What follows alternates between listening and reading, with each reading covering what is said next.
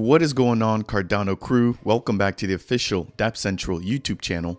My name is Fareed, and as a part of today, I want to talk about a topic that has been hot over the course of the last few days. So this is going to be surrounding staking on Cardano, Ethereum, and the recent crackdown that we just saw occurring with the Kraken exchange. Now, before we jump into all of today's content, if it's your first time stopping by, my goal here is to provide you guys with the latest news within the Cardano ecosystem. So if you guys appreciate this type of content, please make sure to tap that like button. If it's your first time stopping by, consider subscribing.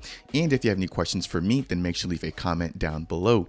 Having said that, I am a recent stake pool operator operating the Dapp Central stake pool. So if you guys would like to contribute to my mission to spread Cardano education, then consider staking or delegating with the official Dapp Central stake pool, which is stake pool ticker DAPP. Thank you very much, and it does go a long way. Jumping straight over into the official Kraken website, what I want to talk about first is going to be the recent action that we've seen with the Kraken staking and the SEC. And then after that, I want to talk about contingent staking and what this could potentially mean for the future for SPOs and staking on Cardano. So let me go ahead and get myself out of the way here. And what I want to do is just quickly show you guys the actual Kraken website. Now, if you guys are not familiar with Kraken, this is going to be a centralized exchange right now offering crypto purchasing as well as crypto staking. Now, that said, this has been going on for quite a bit without any issues. However, over the course of the last few days, we've seen the SEC begin to kind of target this particular exchange. Now, about 3 days ago, we saw a SEC action, which basically required for the Kraken exchange to stop or cease all of their staking activity, which they basically agreed and settled with them for a $30 million fine. So Kraken has officially, at this point, stopped offering crypto staking services. Again, keep in mind that this is going to be a centralized exchange, and this does not necessarily impact any on-chain staking right now for Ethereum or Cardano. So as long as you guys are doing this all on chain and you're not giving a centralized entity the ability or custody of your assets to stake, you should be fine for the time being. Now, this does have big repercussions for the ecosystem right now, given the fact that this is one exchange, but people are now asking the question, what other exchanges could the SEC potentially be targeting? So if I jump over to the official SEC website, we do have an article here, which I will go ahead and leave down in the description below. But it states here that Kraken is to discontinue unregistered offer and sale of crypto asset staking as a service program and pay a $30 million fee as a settlement charge by the SEC. So as you guys can imagine, that is quite a hefty fee for an up and coming exchange. This will more than likely set them back for years to come. And it does seem like right now they are the first centralized exchange to be targeted by the SEC. Again, this begs the question, who else is going to be affected by this and who else could be targeted by this particular organization?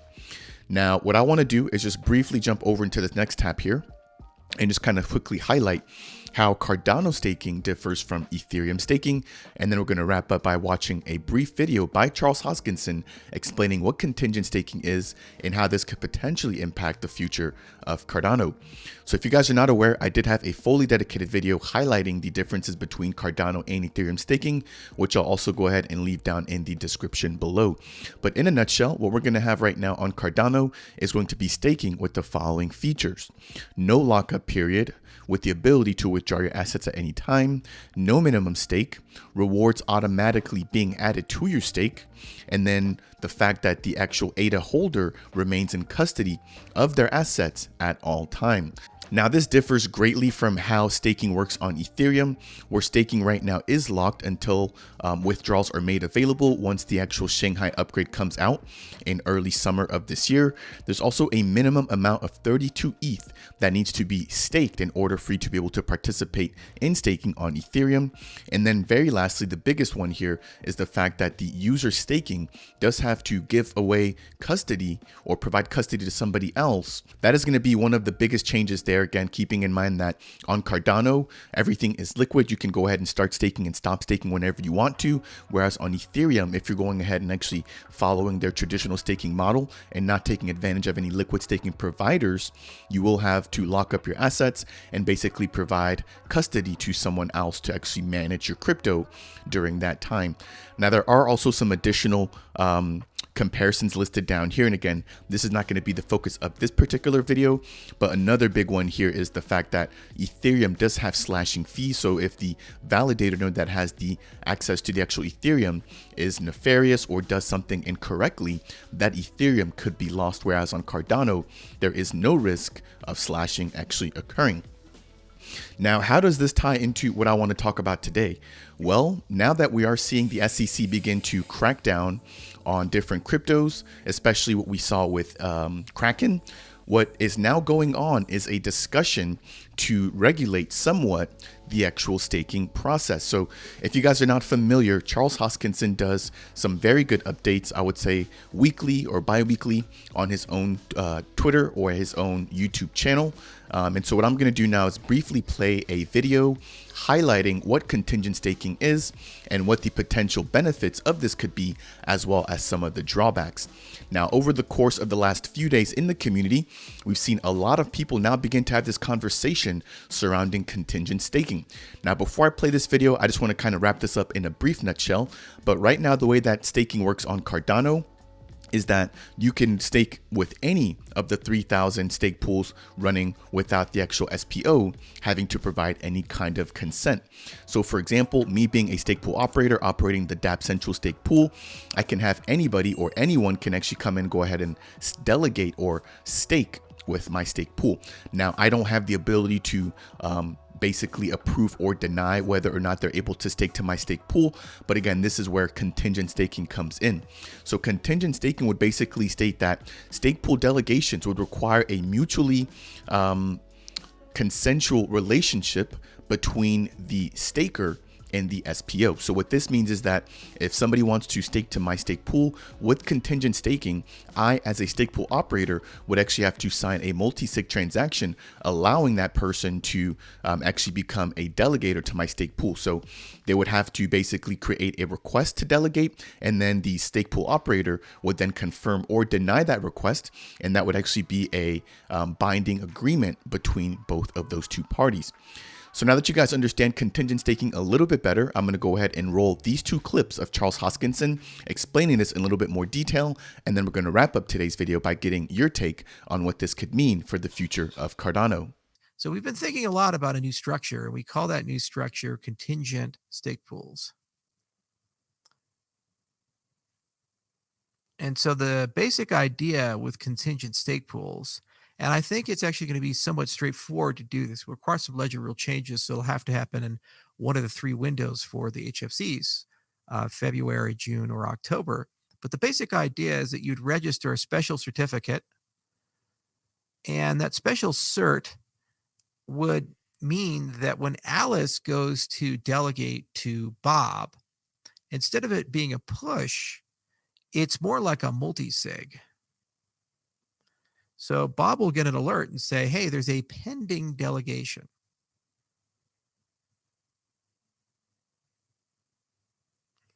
And what do you want to do with it? So ideally, inside the special certificate, there would be a communication channel, so some way that you could reach Bob, maybe, it's some sort of communication protocol like Signal, or maybe it's email address or things like that. And then what can happen is that when Alice does that transaction, she can include the metadata, maybe a DID, and that DID's already been, for example, KYC'd by Identity Mind or some agency or something like that. And then Bob has to make some decision at some point to sign that. And once he signs it, then the delegation transaction is complete and submitted to the chain, and it clears. Now, the advantage here is that means 100% of the people who've delegated to Bob has made a decision that that's okay. And ideally, you do that because there's some sort of logic. So if you're doing an ISPO, maybe you have a terms of sale or some sort of agreement. So you'd say, okay, well, I need Alice to sign that before she gets her tokens. for example, and I want to do a DID to do KYC to say no US because we have to blacklist them or something like that. The other side of contingent is the ability to separate the payment addresses. So rewards go a particular way. Right now, they automatically go to the delegators, Alice. But you could build it so that they go to some other account, but they don't go to Bob. And maybe that's a charity. So you can do provable payments that the charity's been paid. It doesn't get relayed through. You can do all kinds of things. With the infrastructure bill that was passed in the United States, there's this unenforced statutory mandate about this concept of collection of information about the people that you have a business relationship with. So it was a stupid thing. Toomey and others really tried hard to remove it from the bill. And unfortunately, politics got in the way and it passed with a very bad provision. A strict interpretation of the U.S. infrastructure bill would say if you're a stake pool operator and someone's delegated to you, you have a KYC requirement to know enough about that person if requested to be able to provide that information to an actor like the IRS or something like that. Okay. Now, in practice, Treasury Department says they're not going to enforce that. This said, it is an interesting question about starting to change staking models to accommodate regulatory nuances. So on the Cardano side, one of the discussions we've had for a while, and we just haven't had the time to write this up, but we'd like to do this maybe as a work product of the MBO, is writing a SIP to introduce a concept of a new stake pool certificate. Right now, when you want to be a stake pool operator, you register a stake pool certificate on chain, and that's that. And then people can delegate it to it, and these are push transactions, meaning that as an SPO, you don't consent to them. They just come your way until you saturate. Well, you can introduce a concept of contingent staking, and basically it's two-sided multi-sig. So how that would work is that if Alice wants to delegate to Bob's pool, Alice would send a transaction, it would be pending, and Bob, the stake pool operator, also has to sign that before they can broadcast that transaction as a legitimate delegation. Now, the idea is that there'd be a metadata payload, and Alice would provide some information to Bob, like a DID or something, for Bob to then feel comfortable. And then Bob would actually have records about Alice. But this changes a push non-consensual relationship to a bilateral consensual relationship. I mean, both parties had to agree to it for it to work. Now, this is not just for regulatory purposes. Many of you in the Cardano ecosystem get involved in things called ISPOs. And there's usually some sort of promise where they say, delegate to my pool. I keep the ADA revenue for a while, and then I'm going to keep a ledger and track what your returns should have been, and then give you tokens in another project. Great. But then you'll notice a lot of these guys say, I'm sorry, we can't do this for US citizens for a variety of reasons. Okay, so they blacklist the United States, and a lot of people do that. Well, how they tend to reconcile is that when you go to redeem the tokens, they say, all right, prove who you are. But you've already given them the money. You've already given them the, your stake pool rewards. So with contingent settlement, what you would do is before any business relationship is established, you would generally have an exchanging of information. In this particular case, it wouldn't just be a KYC point to verify that you're not a US citizen. You'd probably have them sign a contract, some form of distribution agreement as well, saying, I agree to the following terms and conditions. I make the following warrants and representations, et cetera, and they sign it. And actually signing it with the transaction is a legally binding thing. It's a digital signature, and both parties sign it. Okay. So if you audit that stake pool, they would have the compliance log, and 100% of the participants have an upfront contractual relationship. So both of these would be introduced with contingent staking. All right, hopefully you guys found both of those brief videos to be helpful surrounding what contingent staking is. I know I definitely did, and Charles did a good job of breaking down the current staking model and how contingent staking model could be a benefit moving forward. Now, what he mentioned as a part of his videos were that contingent staking would put Cardano in a much more regulatory compliant state. And I also just want to mention that we did see the AxoTrade team, which is going to be one of the DEXs building on Cardano right now, actually go ahead and walk back some of their ISPO offerings, in which we saw them return the ADA raised as a part of their ISPO. Now, this was all done in the name of compliance and the fact that they don't want to necessarily be under the SEC scrutiny once they actually launch on the Cardano mainnet. So we already have projects taking heed to some of this advice and being a lot more transparent and a lot more forthcoming in the fact that they don't want to go about this the wrong way. So I commend the AxoTrade team, and I also know that they also said that they'd be requiring KYC in order for people to claim their ISPO tokens that would have been earned throughout the actual ISPO. So again, here we are starting to see some projects heed some of the warnings here and just be very careful in terms of compliance with the SEC surrounding staking. Now, the second thing about this here is that this is going to put a lot of the power into the hands of the SPOs, or the stake pool operators. So again, the fact that they'll be able to dictate whether or not they allow somebody to delegate to their pool basically means that they have the last word. Right now, anybody can go ahead and delegate without anybody telling them whether or not they're allowed to do so. And then thirdly, what I want to mention here is that this is going to also be a key feature for people that may be running private stake pools, or that may be private entities, right? So think of, for example, a school or a university that might be running their own stake pool that only wants a certain subset of users to be able to delegate to their stake pool. They'll be able to use contingent staking to basically go ahead and actually enforce that the people that delegate to their pool are doing so in the right way. Now, one thing that has been coming up that has been causing a lot of confusion has been the fact that some people are associating contingent staking with the requirement of KYC. But from what I understand, we could potentially implement contingent staking without necessarily having to include KYC. Again, the KYC portion would be to be compliant with some of the regulatory bills right now that are floating around.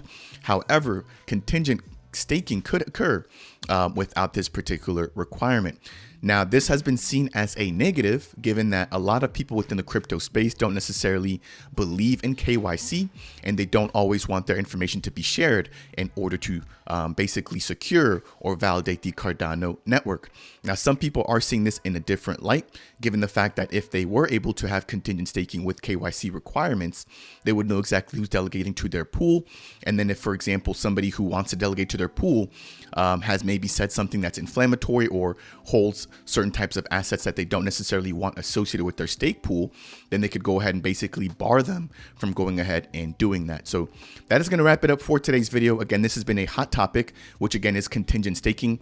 Hopefully you guys found a little bit more about what this actually means for Cardano and how this could change the future of staking on Cardano. But in closing, I do want to note that moving forward, if this were to become a thing within the Cardano ecosystem, I have no plans in terms of requiring contingent staking if that's going to be an option. I plan to basically allow anybody within the crypto ecosystem to continue delegating as things are working right now, as I personally don't see any issues with the current staking model. Having said that, if this is going to be something that is a requirement, then I don't necessarily plan on barring people or preventing people on staking based on NFTs or their past associations with the actual Cardano ecosystem, or even outside of the Cardano ecosystem, right? So I plan on continuing to operate as is. And if you guys think that that should be different, then let me know why you think down in the comment section below. Again, my goal is to provide you guys with the facts and the ability to make your own decisions within this growing crypto space. If you guys found this video to be helpful, I would really appreciate it if you guys could tap that like button. If it's your first time stopping by, consider subscribing. And if you have any questions for me about contingent staking or Cardano in general, then make sure to leave a comment down below. With that said, I will see you guys in the next video.